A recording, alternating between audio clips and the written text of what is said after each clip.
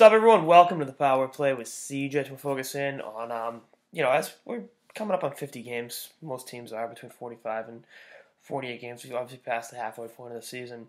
There's a few teams that nobody had in the playoff picture. Maybe in the picture, but not looking as good as they have been. We've talked with the New Jersey Devils and Vegas ad nauseum. Vegas having the best record in the NHL. Something I obviously go to say nobody saw coming. Do I think Vegas is a legitimate Stanley Cup contender? They can go on a run. We'll start with the Golden Knights. What the fuck not? They've got the pieces to go on a run. I think the thing is going to be, does George McPhee want to buy at the deadline? They had a pretty good first draft. I like Suzuki. I like Glass. I don't think they're going to trade James Neal. I know they can get some pieces back for him. I know he's a pending free agent. I think he wants to stay in Vegas. I think he likes what he has going there. They're going to ride what they have. They might make a minor deal here or there, but I don't see George McPhee being overly aggressive. And then, because here's the thing, when you proverbially speaking blow your load too early as an expansion team, you end up being the Florida Panthers, and you don't want that. Don't never go full Florida Panther, because you look at it, they that run to the final early, and that's been it for the last 20 fucking years, and they're not getting better anytime soon. So, we'll see what happens. But Vegas, they're an interesting case to watch. I don't think they go crazy at the deadline. I don't think they're going to necessarily buy a whole lot. I don't think they're going to sell, but they're a team that can go on a run. My beloved Boston Bruins. I did not see them being this good. I thought maybe they could sneak into the playoffs, and now they're 3 points behind Tampa with a game at hand for that Atlantic Division and the fourth best record in the NHL. I mean that's good. And I think the Bruins are a legitimate contender. I've watched pretty much every game. I love the way their defense is playing. It's predicated upon a 20-year-old and a 40-year-old, which just you hear that and you're like, what the fuck? But that's where we're at. That's Charlie McAvoy, who I still think might regress to the mean a little bit as we come up on 50 games because he's never played this many games in a season. But again, he's a stud, and Chara is playing well below his years. We'll call it. I think they will resign him. He's a free agent at the end of the year. I think he can play in his mid-40s. So you know what, he's still got something in the tank. They're using him correctly. Past years I think he was all done because they were riding him like Secretariat. He was in his late 30s.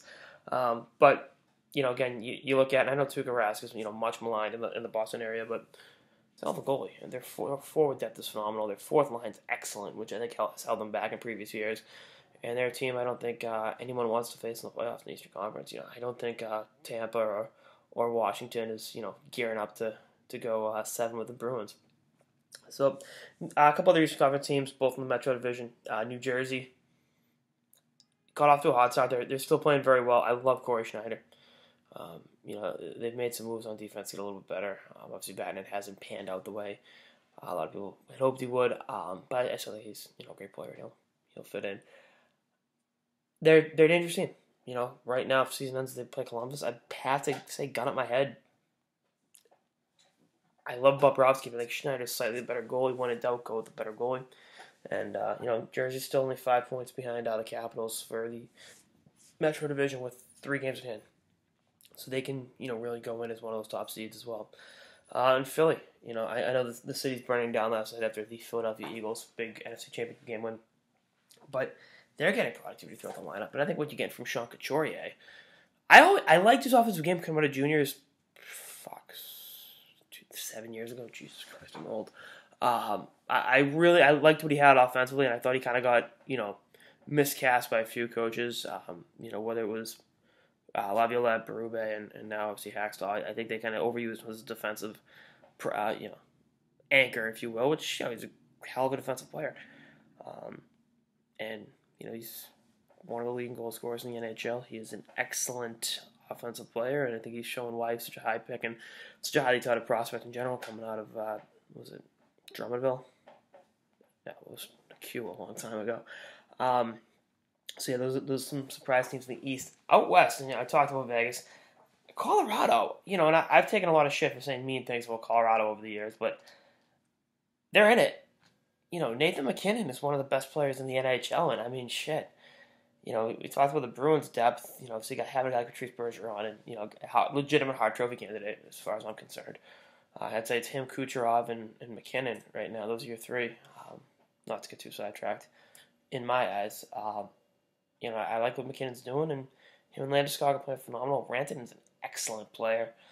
Jonathan Bernier's on a hot streak. I mean, their defense still leaves a little bit to be desired for my liking, but they're in a really good, advantageous situation right now. They're a relevant franchise, which they haven't been since Roy's first year, and that was 4 years ago. And obviously, he was unceremoniously showed himself the door, a month before training camp in 16. So, again, this is a team that they're playing for each other, and I'm not trying to demean Matt Duchene at all, but he was kind of pissy, pouty presence. He really didn't want to be there, the last year or so. And all right, they got him out. He's in Ottawa. I'm not saying Ottawa's struggles this season are tied to him arriving there, but with Ottawa's gone down in the standings, the Avalanche have surged. So again, this is there's a lot of really, really good hockey in the NHL this year, and it's going to be a race right to the finish. I mean, you look at the teams that are on the outside looking into the playoffs. I mean, Pittsburgh, season ends today, they're not in the playoffs. Do I think they will make the playoffs? Yeah.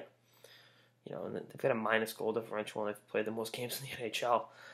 Not good to put as bluntly as possible. And then, out west, Kings and Minnesota Wild and the Blackhawks and Anaheim. And that's not even talking about the back alley abortion that the Edmonton Oilers have been this season. It's going to be a whole different ballgame out west, and it's going to be a photo finish. And coming up at the All-Star break, there's some really great surprise teams, and it's really given fan bases something to be happy and optimistic about. Especially Vegas. Their first-year team, they had that horrific tragedy in October, and the city's kind of rallied around this hockey team. So we'll see what happens. But again, if you're a hockey fan, this is a hell of a year to do it. If you're really trying to become a hockey addict, it seems like there's great games every year. Just looking at tonight's docket, Lightning, Blackhawks. I mean, the Hawks again aren't in the playoff picture, and they're worth watching. The Avalanche and the Maple Leafs. Who would have thought a year ago that'd be a relevant game to watch? So we'll see. Anyway, that's all I got. Episode of the Power Play with CJ. Stay tuned for more episodes throughout the season and beyond. Later, guys.